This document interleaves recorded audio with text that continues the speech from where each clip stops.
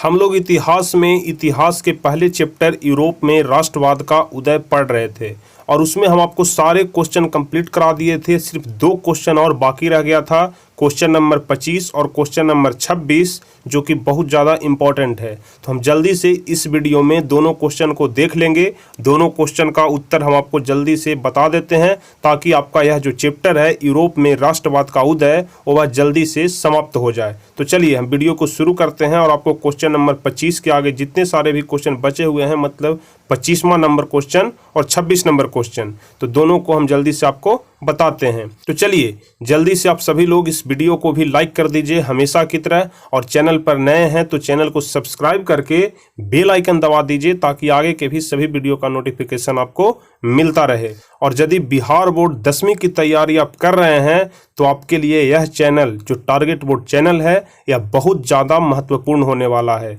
इस चैनल पर आपको सभी विषय की तैयारी कराई जाती है, सभी विषय का क्वेश्चन आंसर आपको बताया जाता है। और यदि आप इस चैनल के साथ हमेशा बने रहेंगे और इस चैनल पर जितने सारे भी चीज़ आपको पढ़ाए जाते हैं आप सभी चीज़ों को पढ़ें, हम गारंटी देते हैं कि आपका बिहार बोर्ड के एग्जाम में, मैट्रिक के एग्जाम में बढ़िया मार्क्स आएगा।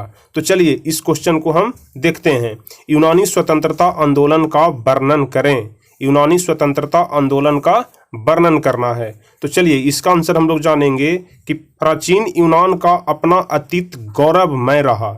जो प्राचीन यूनान था उसका अतीत गौरवमय रहा है। इसे यूरोपीय सभ्यता का पालनकर्ता कहा जाता है। मतलब यूनानी स्वतंत्रता आंदोलन को यूरोपीय सभ्यता का पालनकर्ता भी कहा जाता है, क्योंकि यह ज्ञान, विज्ञान, शिक्षा, कला, साहित्य, संस्कृत तथा दर्शन आदि का केंद्र बिंदु था।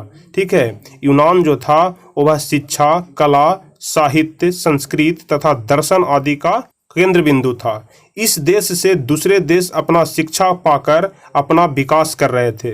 मतलब यूनान से दूसरे देश के लोग शिक्षा पाकर अपने देश का विकास कर रहे थे, लेकिन खुद तरक्की नहीं कर रहा था। मतलब इससे सीख करके दूसरे देश तो विकास कर रहे थे, लेकिन खुद यूनान जो था वह तरक्की नहीं कर रहा था, क्योंकि यह तुर्की का गुलाम बना हुआ था। और तुर्की से छुटकारा पाने के लिए हिटोरिया फिलाइट संस्था का गठन किया गया। तो यहाँ पर सबसे बड़ी समझने वाली बात यहाँ पर यह है कि यूनान विकास नहीं कर रहा था, तरक्की नहीं कर पा रहा था। इसका सबसे बड़ा कारण था कि वह तुर्की का गुलाम बना हुआ था, और तुर्की से छुटकारा पाने के लिए हिटोरिया फिलाइट नामक एक संस्था का गठन होता है और तुर्की साम्राज्य को मिटाने का प्रयास किया जाता है। ठीक है, क्योंकि वह तुर्की का गुलाम था, इसलिए यूनान ने सोचा कि क्यों न हम तुर्की को ही मिटा दें, और तुर्की साम्राज्य को मिटाने का प्रयास किया जाता है।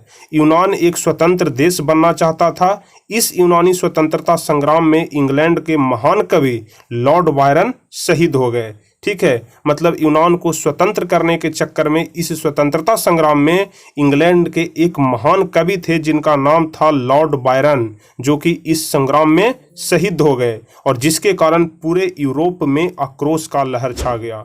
पूरे यूरोप में आक्रोश का लहर छा गया सिर्फ लॉर्ड बायरन के शहीद हो जाने से। अब आगे क्या हुआ जो देखिए, 1827 ईस्वी में लंदन में एक सम्मेलन हुआ। लंदन में सम्मेलन कब हुआ? 1827 ईस्वी में, जिसमें रूस, फ्रांस, इंग्लैंड एक साथ होकर तुर्की का विरोध किया। मतलब यहाँ पर यूरोप का साथ दे रहा था रूस, फ्रांस और इंग्लैंड, और तीनों मिल करके इसने तुर्की का विरोध किया। और 1829 ईस्वी में एड्रियानोपुल की संधि यूनान और तुर्की के बीच हुआ, जिसमें तुर्की की हार हो गई, और अंततः 1832 ईस्वी के कस्तुनतुनिया की संधि के तहत यूनान को आज़ाद कर दिया गया। कहने का मतलब कि अंत में 1832 ईस्वी में कस्तुनतुनिया की जो संधि हुई उसके तहत यूनान को आज़ाद कर दिया गया। और यूनान का राजा, चूंकि आप सभी लोग जानते हैं कि जब यूनान एक अलग मुल्क बन गया, यूनान आज़ाद हो गया, इसलिए वहाँ पर एक राजा बनाया गया। तो राजा कौन बना? तो यूनान का राजा ऑटो को बनाया गया। पूछेगा आपसे कि 1832 ईस्वी में जब यूनान आज़ाद हुआ तो सबसे प्रथम राजा वहाँ पर किसको बनाया गया? तो आपको बताना है कि सबसे प्रथम राजा यूनान का ऑटो को बनाया गया था। चलिए, तो यही क्वेश्चन आपका पूछ रहा था। अब हम लोग 26वां नंबर क्वेश्चन देखेंगे, जो इस चैप्टर का सबसे आखिरी क्वेश्चन है। ठीक है, विलियम प्रथम के बगैर जर्मनी का एकीकरण बिस्मार्क के लिए असंभव था, कैसे? आपको ऊपर में बिस्मार्क और विलियम प्रथम के बारे में बताए कि दोनों ने मिल करके जर्मनी का एकीकरण किया था। तो यहाँ पर क्वेश्चन पूछ रहा है कि विलियम प्रथम के बगैर जर्मनी का एकीकरण बिस्मार्क के लिए असंभव था, कैसे? तो देखिए इसका उत्तर होगा कि जाहिर सा तथ्य है कि जर्मनी के एकीकरण का मूल मंत्र साम्राज्यवादी महत्वाकांक्षा थी। ठीक है, जर्मनी के एकीकरण का जो मूल मंत्र था वह साम्राज्यवादी महत्वाकांक्षा थी। इसके लिए सुलझा गया मार्ग विशाल सेना का संगठन था तथा रक्त एवं लौह की नीति थी जो बिस्मार्क के द्वारा बनाया गया था। और जर्मनी के एकीकरण में जो सबसे प्रमुख बिंदु था वह यही था कि एक बहुत बड़ा सेना का गठन किया गया था और रक्त एवं लौह की नीति को अपनाया गया था बिस्मार्क के द्वारा। अब चलिए आगे देखेंगे कि विलियम प्रथम यह जानता था कि जर्मनी के एकीकरण के लिए फ्रांस ऑस्ट्रिया को बुरी तरह से पराजित करना होगा। इस काम को बिस्मार्क ही कर सकता है। मतलब विलियम प्रथम को यह मालूम था कि यदि हमको ऑस्ट्रिया को पूरी तरह से पराजित करना है, और विलियम प्रथम जानता था कि यदि हमको जर्मनी का एकीकरण करना है तो इसके लिए पहले हमें फ्रांस और ऑस्ट्रिया को बुरी तरह से पराजित करना होगा, हराना होगा, और इस काम को केवल बिस्मार्क ही कर सकता था।